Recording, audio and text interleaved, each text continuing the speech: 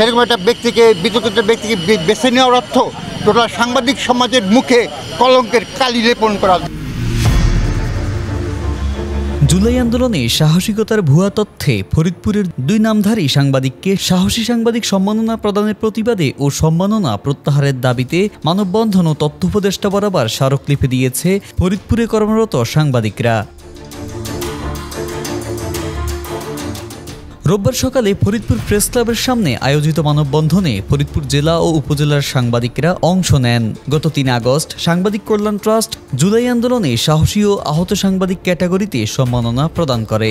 এতে ফরিদপুরে জুলাই আন্দোলনে ছাত্র জনতার উপর হামলা ও হত্যা চেষ্টা মামলার আসামি শেখ ফয়েজ আহমেদ সাহসী সাংবাদিক সম্মাননা বাগিয়ে নেন। অন্যদিকে ফরিদপুরের চরভদ্রাসন উপজেলার ইমরান হোসাইন নামের এক ব্যক্তি জিটিভির স্টাফ রিপোর্টার পরিচয়ে সম্মাননা গ্রহণ করেন। মানববন্ধন কর্মসূচি থেকে সম্মাননা প্রত্যাহারের দাবি জানিয়ে বক্তারা ছাত্র জনতার উপর হামলা মামলার আসামিকে গ্রেপ্তারের দাবি জানান।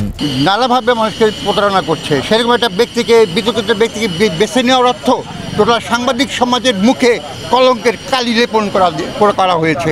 আমরা মনে করি যে সিদ্ধান্ত তো প্রত্যাহার করতেই হবে। শেখ ফয়েজ আহমেদ এবং ইমরান হোসাইন যে 2 জন ব্যক্তি এই সম্মাননায় ভূষিত হয়েছেন, এটা অভ্যুত্থানে, জুলাই অভ্যুত্থানে সাহসী সাংবাদিকদের সাথে প্রতারণা করা হয়েছে।